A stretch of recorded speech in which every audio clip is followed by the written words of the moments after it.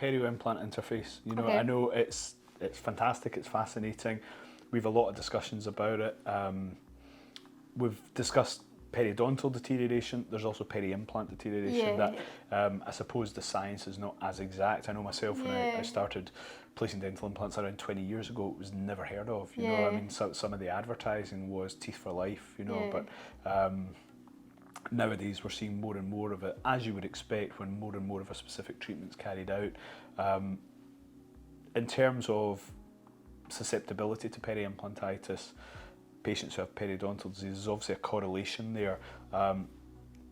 Your treatment of peri-implantitis, now I know there's a million ways to do it. Personally, I throw everything at it sometimes, including the kitchen sink. What's your preference? So peri-implant mucositis is relatively straightforward to treat. Hygienists can do it, and I like the EMS is great for that. It's kind in the implants and the abutments, so that's fine and should be managed. Peri-implantitis, depending on the type of bone loss, whether it's just horizontal, whether it's a circumferential defect with like an intrabony component, the thread design of the implant, whether it's quite aggressive. So I think sometimes you're looking at mostly a surgical approach for peri-implantitis in my experience, and sometimes regenerative with resective of the implant. I like the Labrida Clean brushes from, and I think is it Nai? What's it called? Nai.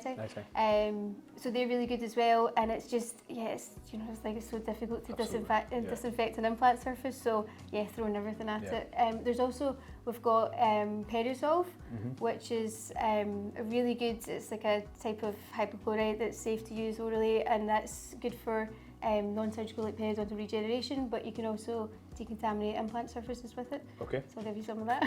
Excellent, thank you.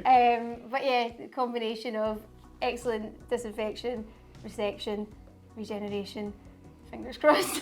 Absolutely. And then possibly grafting afterwards, depending on how much keratinized tissue is, but that's a whole different... Excellent. We'll get raw pack for that. Mairi, it's been fantastic to catch up on these things and provide this information for the benefit of our teams, but also wider dental community and also the patients who may want to seek this type of treatment. I don't know how you fit it all in personally. You've got a busy life, 2 kids.